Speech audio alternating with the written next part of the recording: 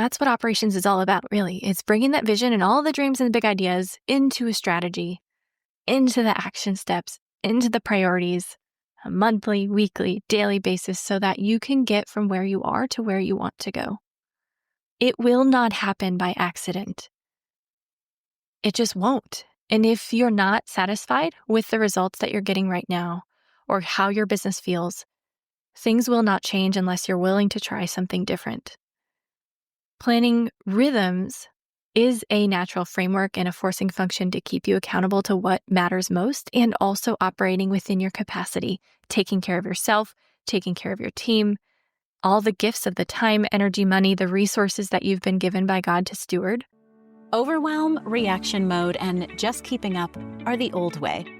You need real, root-level strategies and practical steps to grow your business or ministry without exhaustion and burnout. Hi there, we're Anna Saucier And Megan Gephardt, best friends and business consultants who help faith-filled women create sustainable growth through simple strategy with a people-first approach. Here at Apostolic Fruit, we hope to offer you clarity, support, accompaniment, and healing, one tiny step at a time. Hello, my friend, Megan Gephardt here, and welcome back to the Apostolic Fruit Podcast. So last time we talked about some of the biggest mistakes that you may be making when it comes to planning and how to avoid those pitfalls. I started emphasizing that we want to shift towards more rhythms when it comes to planning. So today I'm going to walk you through our signature system for flexible but disciplined and intentional planning that directly counters and really helps you avoid those different pitfalls and tendencies that we discussed. So there are 4 parts of this method, and I'm going to walk you through step by step. And if you implement this process, you come into it over time as a system for yourself, you're going to feel so much more in control and at peace. It will transform the chaos that you may be feeling inside of your business into much more clarity. It will reduce that last-minute reactivity into much more proactivity and spaciousness. So let's dive in. Before we cover the 4 steps of the signature process, I want to emphasize the why behind this a little bit more. Often our clients describe what we do as really bringing the structure and the organization that they really need to allow for the growth that they want to see in their business. And as an operational strategist or as a fractional director of operations, this is what I specialize in. And it's one of the most critical ways that I can bring my own expertise is really through these proven frameworks and systems to help you get organized and to focus on what truly moves the needle forward in your business or in your ministry. And it can be really hard to pause or slow down enough to create that structure that's missing. We talked a little bit about that in the first episode. But this is really not an option. It's not a luxury. It's truly essential if you want to scale. So think of a trellis for a plant. It doesn't limit where the vine can grow. It really gives it the structure that it needs in order to be able to soar. And last week, my client shared with me, as she was having this conversation with her husband, just as they were unloading the dishwasher, she goes, "You know what I think Megan is doing for me? We are creating a lattice and a place for this thing to grow. We're preparing the soil. We're preparing the beds to receive seeds that can grow and thrive." And she says, that's really different. There's even this distinction because, yes, we've talked about key performance indicators and how to measure progress and success effectively and really evaluate clearly what's working and what's not. But even how we're talking about them, the way that we talk about them, we're always talking about things in terms of receptivity. It's always framed around what are the things that I can control, with clarity also about the things that I can't. We're building a lattice, she said, this internal infrastructure for receptivity. And I think this just says it all. Because if we want to be able to receive more in our business, clients, income, opportunities, like more of the human beings you really desire to serve, the structure is what allows for you to be able to receive them well, right? And to take care of them well when they come in your space. And so I just wanted to paint that picture first before we get into these 4 parts. So let's get into the meat and the practicals now of the way that we do planning and accountability. What does this 4-part framework consist of? The signature rhythms-based planning method.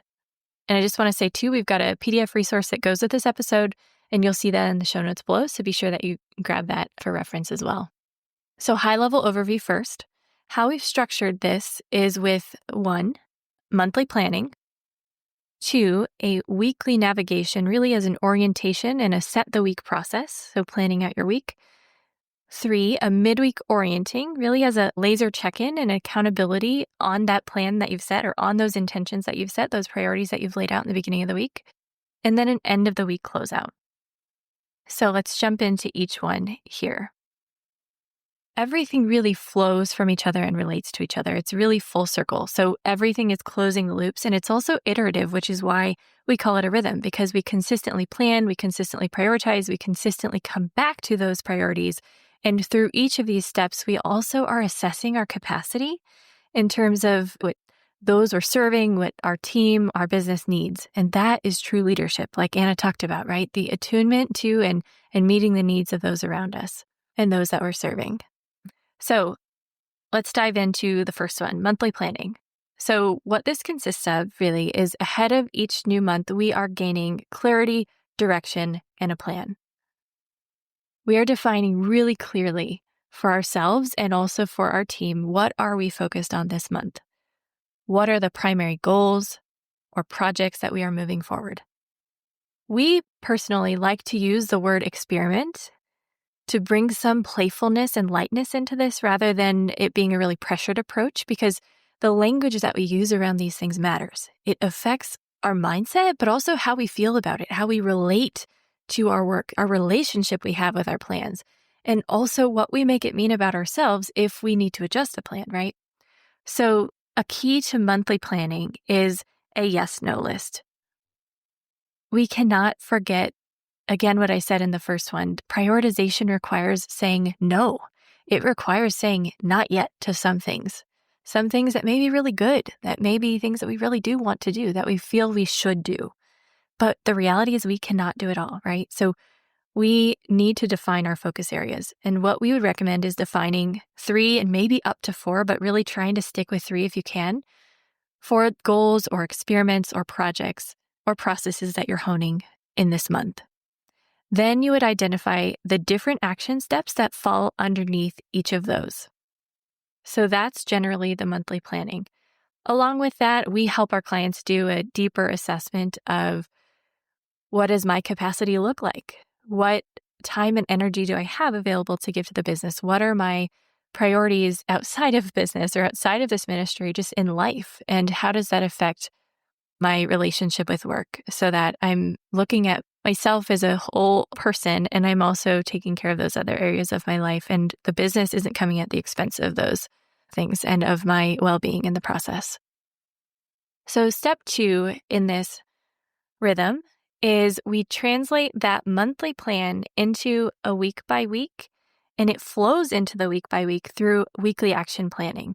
And we begin this with a weekly navigation process. So you could do this kind of as you're going through the weekend and kind of preparing for the week more, if you sit down and look at your week ahead on a Sunday or something like that.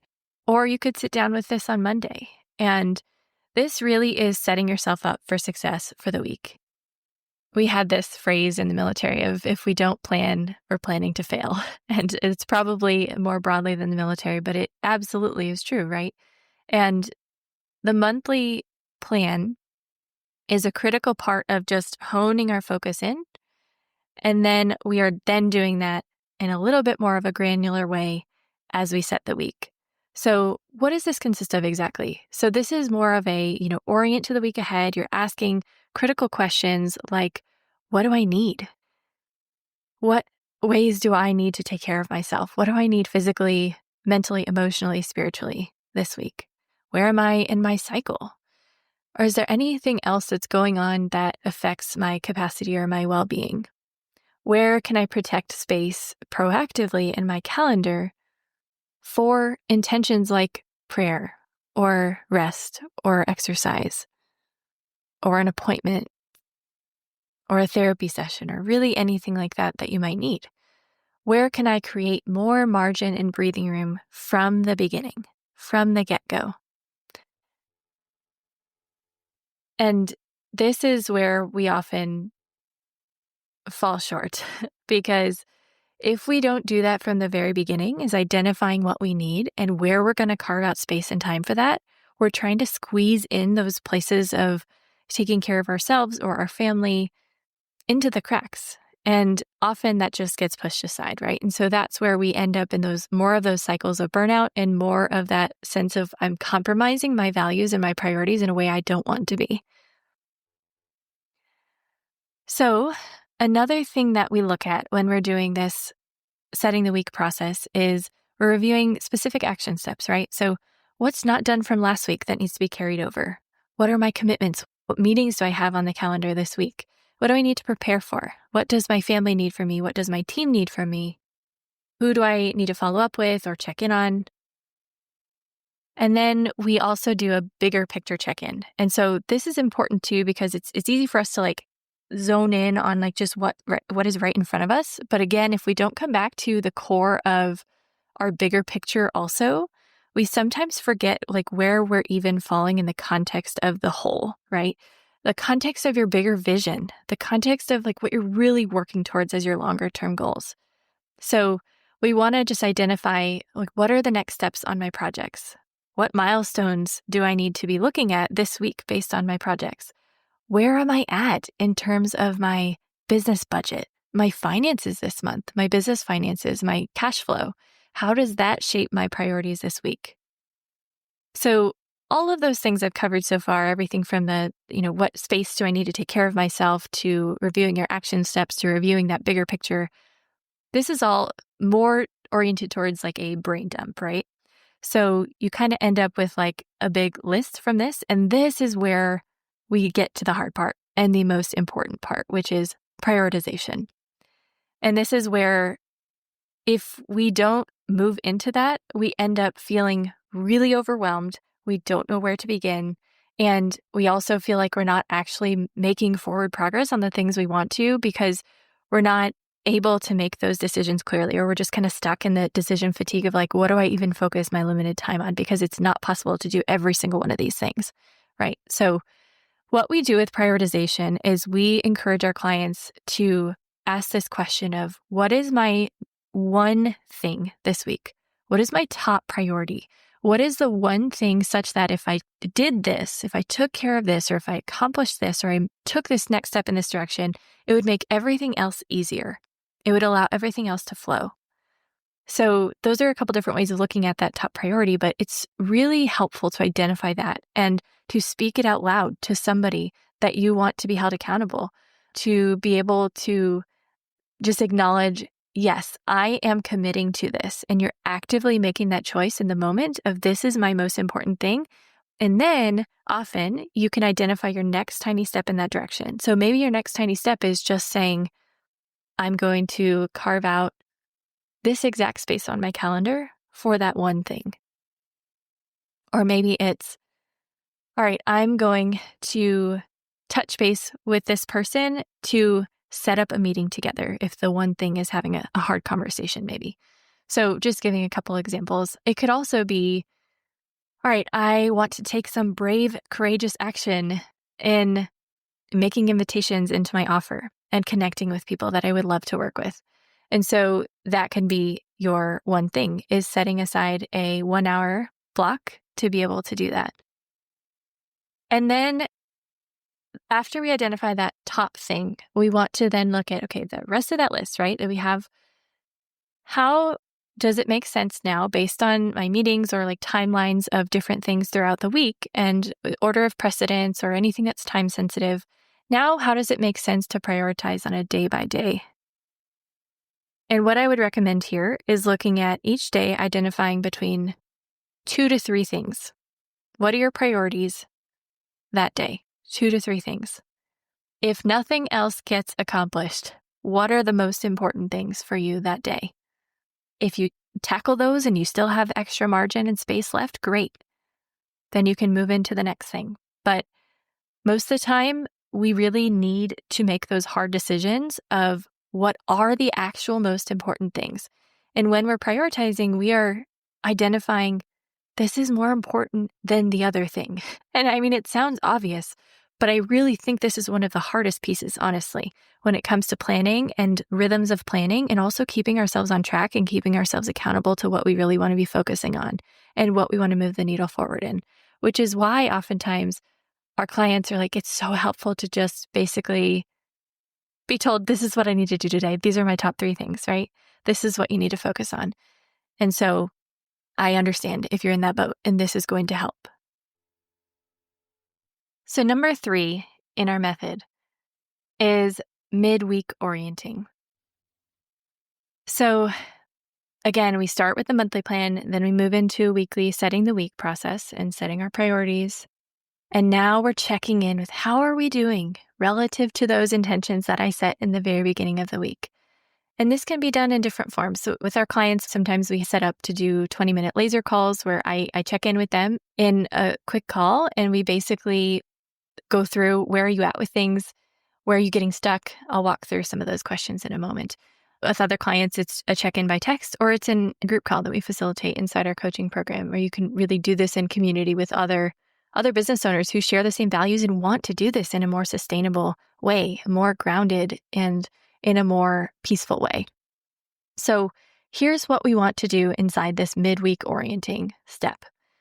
We want to check in with, where am I at personally? Where am I at relative to my priorities? What progress have I made? And what problems am I running into, right? So referencing those priorities from the beginning of the week, and also your priorities in a day by day, what have you accomplished? Which ones are complete? Then for those that are outstanding, that you haven't tackled yet, what's next? What's the plan for those that aren't yet next? And maybe you didn't quite account for as much space and time you would actually need, or you overestimated what you could accomplish.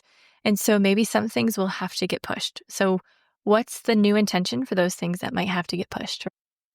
Or for those that are outstanding, what's next in priority order, right? So ideally, we're identifying not just what's the next thing, but we're checking in again to recalibrate our sequence of priorities. And we're also identifying a possible next step, even a next tiny step with each, so that it's easier to begin when you get to it.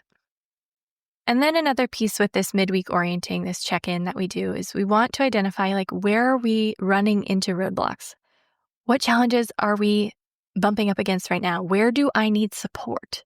If you can bring those issues forth and you can identify a solution or a way forward, or you can reach out for help in those places that you're stuck, we don't have to keep spinning in confusion. We don't have to keep spiraling in those places where we're having trouble moving forward. So I know how much of a ripple effect that can have then. So that's our third step. The fourth in this rhythms-based planning method is an end of the week closeout. So this can be done in several different ways, but really the intention here is we want to review the week. We want to wrap up the most pressing or time-sensitive things. We want to make sure we did hold ourselves accountable to that one thing, right? That top priority that we identified in the very beginning of the week. And then we want to start to allow it to shape the following week's priorities. So when we're doing that review, we're reflecting on the week, we're looking at all we've accomplished. We also are probably looking at all that we've moved through. You know, the ways that we have overcome hard things. Maybe life is messy on the side of work, or, you know, we're dealing with something challenging in our family life. Maybe we moved through something hard in business or with a client. Look at those ways that you've also served in really meaningful ways. Celebrate the outcomes and the wins. Celebrate the growth and what you've learned, and then set an intention for the next week. So that's really the end of the week closeout process. So those are our 4 for this method. And here's the real key. Every single thing that you do in your business ought to be very intentional. This is a forcing function in many ways for that challenge we often see, especially when you're a visionary leader, because you have the strengths of the ideas oftentimes in innovation, and you really want to run with the ideas. But this also develops that discipline of making sure that what you are focusing on and spending time on is going to actually move the needle forward towards your real goals. And if you're feeling a little bit called in by that, I hope that you're taking it as tough love, because what I really want to do and why I'm here is as a strategic partner in this work. I want to help you to actualize that vision. So it's not just an aspiration, but it truly can come to fruition. sometimes we need that extra discipline when it comes to integrating the vision into implementation, right? And our clients are constantly saying this. Anna has told me this personally. Our clients have told me this. I feel so much more disciplined in this work because of your presence, Megan. And that's the truth. I mean, with any of us, right? The accountability that comes with somebody being with you in it and holding that vision with you and also helping you with these pieces of prioritization when you get stuck, it does really, truly keep it on track. And the discipline, it doesn't restrict us. It gives us this freedom, right? A freedom through the structure, just like we talked about with the vine and the trellis and how it allows it to grow. And that's what operations is all about, really. It's bringing that vision and all the dreams and the big ideas into a strategy, into the action steps, into the priorities, a monthly, weekly, daily basis so that you can get from where you are to where you want to go. It will not happen by accident. It just won't. And if you're not satisfied with the results that you're getting right now or how your business feels, things will not change unless you're willing to try something different. Planning rhythms is a natural framework and a forcing function to keep you accountable to what matters most and also operating within your capacity, taking care of yourself, taking care of your team, all the gifts of the time, energy, money, the resources that you've been given by God to steward. And this is a beautiful next step for you, is to start implementing this 4-step process. And if you're resonating with this, what we're talking about in this system, I want to invite you to reach out to us to connect. We would love to support you in implementing this because you can have the framework, but we all know it can be hard to actually follow through and do it consistently on your own. And we also have an incredible tracker that you can plug and play with that follows this framework exactly. It's a whole system that's set up for you. Our clients love it, and it truly serves as a hub for their business and for their team and a project management tool and a planning tool all in one. And we completely understand creating plans, but then having a hard time implementing them or even forgetting to look at them, right? You are in good company if that is you, and we are seeing you, we're loving you in this, and you are like most of the humans that we serve. And we would love to help you reduce that gap between planning and follow through. Most of our clients are somewhere in that space between, okay, I want a plan. I don't even have like a clear plan in the first place. Like I need clarity and direction. And then I also need support to actually implement the plan, right? And know when it's okay to adjust, right? So we do have different tiers of support that could meet you where you're at, including an affordable group coaching option, as well as more customized consulting support that could be tailored to your needs or structured accountability routine that you need. Either way, this is our way of being, our way of operating that we want to invite you into. And we're here to help you gently come into these rhythms and be here as a support and an accountability space for you. It feels so much less stressful and so much more fun and life-giving and peaceful, and it can be playful doing it in this way rather than feeling so spread thin, just trying to balance the urgent and the important, but never quite knowing where to spend your limited time. So we would love to help you grow your business or your ministry so more of the humans that you're meant to serve can experience all of the goodness of what you have to offer, my friend. This is a critical part. Thanks for being here. And again, be sure to download that resource that we have available for you, and we'll see you next time. We hope you loved today's episode. If so, would you take a moment to share it with a friend? If you haven't already, come connect with us human to human at apostolicfruit.com/connect. When you're ready, we'd love to support you more deeply.